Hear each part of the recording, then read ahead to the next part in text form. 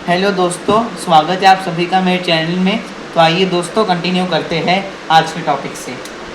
तो अब आज का टॉपिक है इसमें मेथड्स ऑफ कम्युनिकेशन।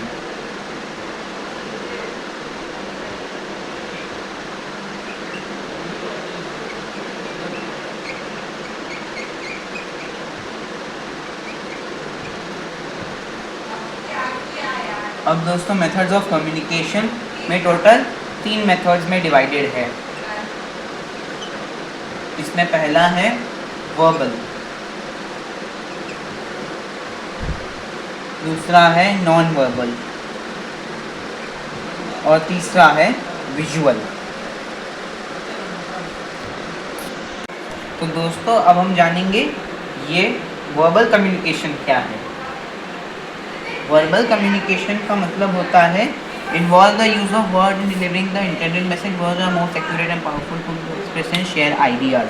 इसका मतलब होता है वर्बल कम्युनिकेशन शब्दों का इस्तेमाल करा जाता है, शब्दों का यूज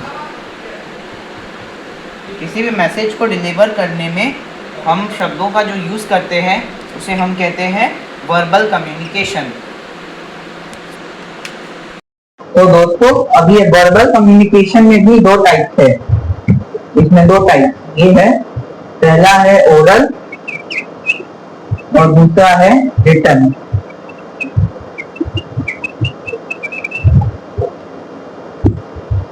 तो दोस्तों अब हम समझते हैं ये ओरल कम्युनिकेशन क्या है। ओरल कम्युनिकेशन मतलब होता है प्रोसेस ऑफ एक्सप्रेशन इंफॉर्मेशन। तो दोस्तों ओरल कम्युनिकेशन का मतलब होता है अगर हम एक्सप्रेशन या आइडियाज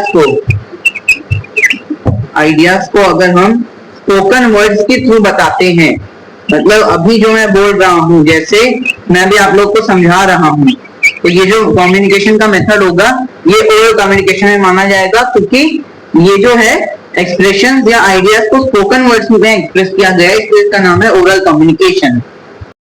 तो दोस्तों इस ओरल कम्युनिकेशन में एक और बात है कि ये ना ज्यादा नेचुरल फॉर्म होता है रिटन से ज्यादा,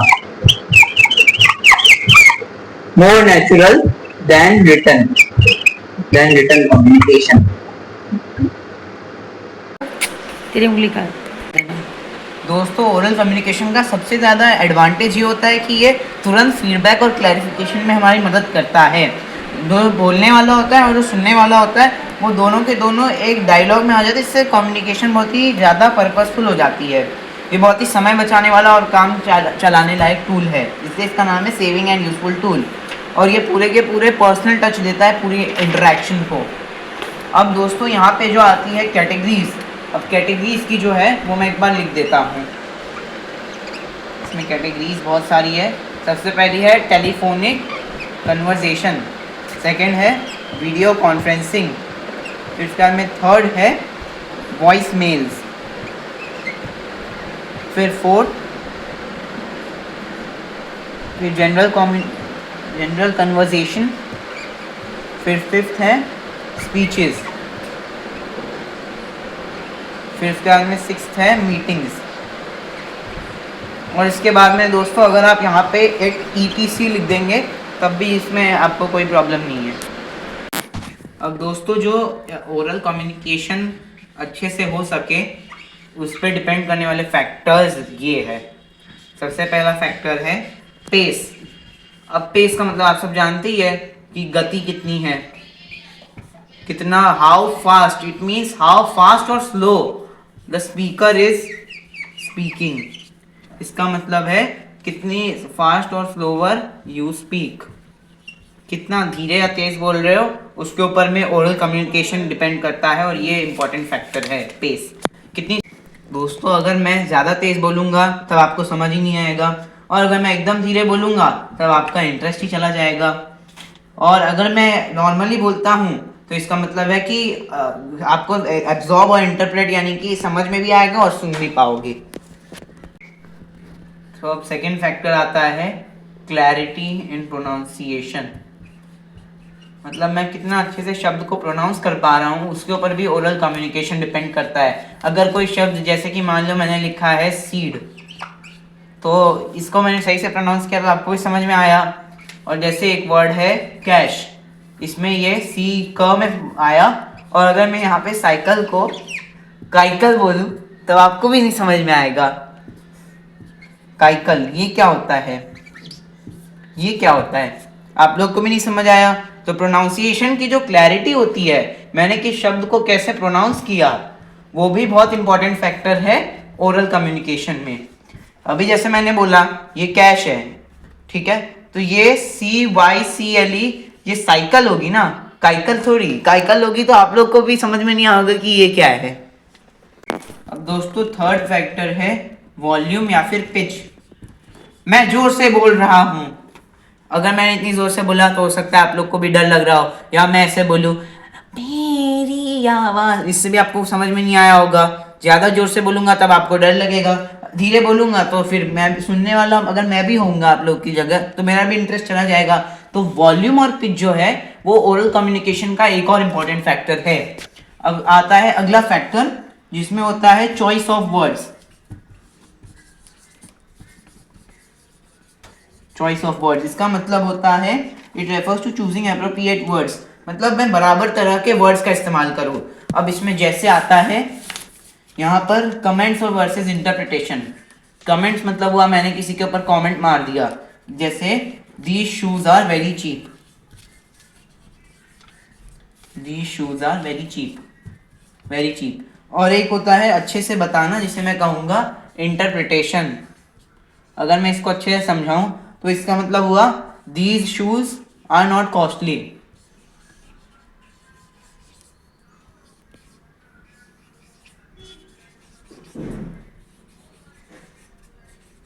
या फिर these shoes look shabby, these shoes look shabby, look shabby. अब यहाँ पे दोस्तों पांचवा फैक्टर आता है फ्लुएंसी। अब फ्लुएंसी का मतलब होता है कि हम कितनी आसानी से और कितनी एक्यूरेटली बोल पा रहे हैं किसी लैंग्वेज को।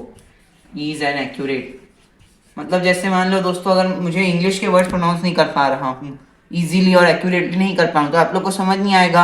हिंदी में मैं शब्दों को अच्छे से प्रोनाउंस कर पा रहा हूँ और बोल पा रहा हूँ, इसीलिए उससे कम्युनिकेशन जो ओरल कम्युनिकेशन है वो भी एक ऐसा फैक्टर डिपेंड करता है जिसे हम कहते हैं फ्लुएंसी, जिसके ऊपर ओरल कम्युनिकेशन डिपेंड करता है।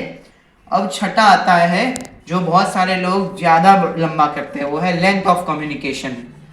मतलब कम्युनिकेशन की लंबाई कितनी है, कई लोग 2 मिनट बात करेंगे, कई लोग 5 मिनट बात करेंगे, 10 मिनट बात करेंगे। 2 मिनट जो बात करेंगे उस लोग की बातों को सुनने में लोगों को इंटरेस्ट आएगा, पर लेकिन जो 5, 10, 15, 20 मिनट बात करेगा ज़्यादा देर तक ओरली, तो उससे सबके कान पक जाएंगे। अब हम दोस्तों आते हैं इसमें थर्ड पार्ट जो है advantages and disadvantages, oral communication के फायदे और नुकसान।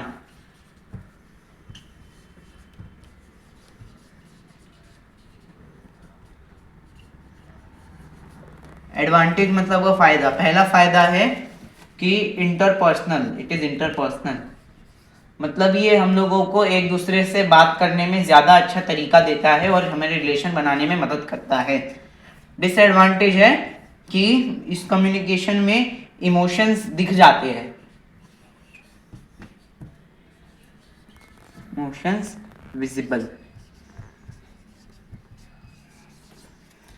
और इसमें मतलब हमारा मिसकम्युनिकेशन हो सकता है। जैसे मान लो अगर कोई दोस्त है वो सुन रहा है किसी और की बात, पर लेकिन अगर उसका चेहरा बना हुआ है तो उससे मिसकम्युनिकेशन हो जाएगा, कि बोलने वाले को ऐसा ही लगेगा ना कि ये तो मेरे बारे में बुरा सोच रहा है, तो मिसकम्युनिकेशन भी हो सकता है, इसका डिसएडवांटेज है। दोस्तों सेकेंड एडवांटेज जो होता है ओरल कम्युनिकेशन का, वो हमारे सब टीम वर्क में मदद करता है, टीम वर्क एंड डिसीजन। और इसमें सेकंड डिसएडवांटेज ये है कि इसकी कोई लीगल वैलिडिटी नहीं है, it has no legal validity. अब इसमें थर्ड एडवांटेज होता है ओरल कम्युनिकेशन का कि ये हमें इमीडिएट फीडबैक देने में मदद करता है। मुझे किसी की बात अच्छी नहीं लगी, मैं उसे उसी समय बोल दूंगा कि मुझे तुम्हारी बात अच्छी नहीं लगी, तो ये इमीडिएट फीडबैक में भी मदद करता है। थर्ड इसमें डिसएडवांटेज जो आता है ओरल कम्युनिकेशन का, मतलब इसका कोई परमानेंट रिकॉर्ड नहीं है और जल्दी भूल सकते हैं। मैंने 2 मिनट पहले क्या बोला हो सकता है मैं यही भूल जाऊँ, 6 महीने पहले मैंने क्या बात बोली थी वो तो मैं सच में भूल जाऊंगा। अब इसमें आता है फोर्थ एडवांटेज कि ये कॉस्ट एफिशिएंट है, मतलब इसको बोलने में मेरा कोई पैसा नहीं लग रहा है, बहुत ही इजी है। फोर्थ इसमें डिसएडवांटेज आता है, it may be difficult to certain understand due to various accent. हाँ, कई लोग इंग्लिश में, कई फॉरेनर लोग क्या बोलते हैं वो आपको समझ में नहीं आता होगा, क्योंकि उन लोग का एसेंट और पेस अलग होता है। वो लोग का बात करने का तरीका श्यों भुआ ऐसे करके होता है, पेस भी उनकी स्पीड भी अलग होती है, इसीलिए ये फोर्थ डिसएडवांटेज है ओरल कम्युनिकेशन का। इसमें दोस्तों फिफ्थ एडवांटेज आता है कि ये प्राइवेट या कॉन्फिडेंशियल मैटरों में बहुत काम आता है। किसी से प्राइवेट या कॉन्फिडेंशियल बात करूंगा तो ये एक ओरल कम्युनिकेशन बहुत ही अच्छा मेथड बन जाता है, ये एडवांटेज है। और ये वाला जो है कम्युनिकेशन, इसका डिसएडवांटेज, फिफ्थ डिसएडवांटेज ये है कि ये लेंदी मैसेजेस के लिए सूटेबल नहीं है, मतलब अगर लंबा मैसेज होगा तो वो कुछ काम का नहीं है। अब दोस्तों हमारा सेकंड मेथड ऑफ कम्युनिकेशन आता है रिटन कम्युनिकेशन। अब रिटन कम्युनिकेशन मतलब हुआ कि the method of communication in which we use words written in written form. अभी जो मैं ये कर रहा हूं ये तो रिटन कम्युनिकेशन हो गया ना, ये जो अभी आप बोर्ड पे देख सकते हो लिखे हुए शब्द ये रिटन फॉर्म में है, तो इसका मतलब हुआ कि ये रिटन कम्युनिकेशन है। और ये जो है सबसे ज्यादा फॉर्मल मेथड है कम्युनिकेशन का, ये एक फॉर्मल मेथड है कम्युनिकेशन का। अब इसमें ये एक बहुत ही अच्छी चीज है जिसके अंदर में हम choice of words correct order में कर सकते हैं, choice of words placed in correct order.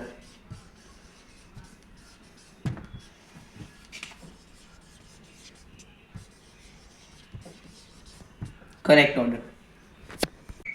अब दोस्तों रिटन कम्युनिकेशन का एग्जाम्पल्स है, सबसे पहला एग्जाम्पल है यहाँ पे लेटर्स, फिर उसके बाद में है रिपोर्ट्स,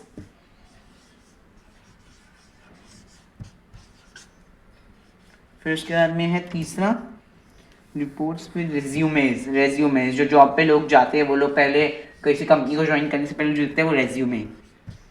फिर फोर्थ फैक्टर आता है ब्रोक्योर्स, और फिफ्थ आता है सर्कुलर्स, जो कई स्कूल वाले आप लोग को भी देते होंगे वो सर्कुलर्स। इसके बाद में आप बाकी एक्सेट्रा कर दीजिए। तो इसमें अब दोस्तों ये सोशल मीडियाज, ईमेल्स,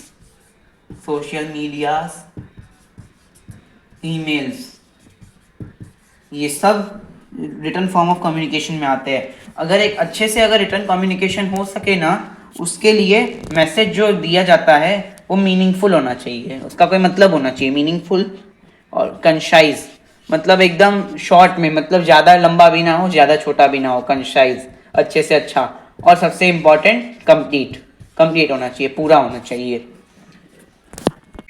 अब दोस्तों इसमें सबसे इम्पॉर्टेंट बात आती है advantage and disadvantage of written communication. Advantages में पहला एडवांटेज आता है कि written communication allow sender thoughtful. Written communication से कोई भी जो सेंडर होता है वो अच्छे से ड्राफ्ट मैसेज कर पाता है, थरली मतलब थॉटफुली, सोच के अच्छे से कैसा मैसेज बनाना है, वो क्लियर और कॉम्प्रिहेंसिव, क्लियर मतलब अच्छे समझा सके, कॉम्प्रिहेंसिव मैसेज दे सके। फर्स्ट एडवांटेज रिटन कम्युनिकेशन का। अब दोस्तों इसमें फर्स्ट डिसएडवांटेज रिटन कम्युनिकेशन का पहला आता है कि इसमें थोड़ा टाइम चाहिए होता है मैसेज लिखने के लिए, रिक्वायर्स टाइम। तो दोस्तों रिटन कम्युनिकेशन का ये एडवांटेज होता है कि इसकी लीगल वैलिडिटी होती है। और सेकंड डिसएडवांटेज जो रिटन कम्युनिकेशन का होता है वो ये है कि इसमें पोस्टेज कॉस्ट लगता है। जैसे कि मैं किसी को अगर मान लो पोस्ट कर रहा हूँ अगर कोई भी ईमेल, तो उसका पोस्ट का कॉस्ट लगता है ना, 1 रुपया 2 रुपया, तो वही है रिटन कम्युनिकेशन में इन्वॉल्व, इसका मतलब होगा वो इन्वॉल्व कर सकता है। अब दोस्तों थर्ड एडवांटेज रिटन कम्युनिकेशन का ये होता है कि ये लेंदी मैसेजेस को बताने के लिए सूटेबल होता है। और थर्ड डिसएडवांटेज जो होता है रिटन कम्युनिकेशन का, वो ये होता है कि इसमें बहुत डिलेड फीडबैक होता है। मैं किसी को कोई भी बात बता रहा हूँ तो वो उसका फीडबैक मतलब रिस्पॉन्स मुझे डिले हो सकता है, वो आने में बहुत लेट हो जाता है आने में, और डिसीजन मेकिंग में भी डिले करता है, मतलब कोई भी फैसला लेने में भी वो डिले करता है, डिले इन डिसीजन मेकिंग। दोस्तों इसी के साथ हमारा आज का ये पार्ट 2 यहीं पे कंप्लीट होता है, तो हम लोग मिलेंगे अगले ब्लॉग में।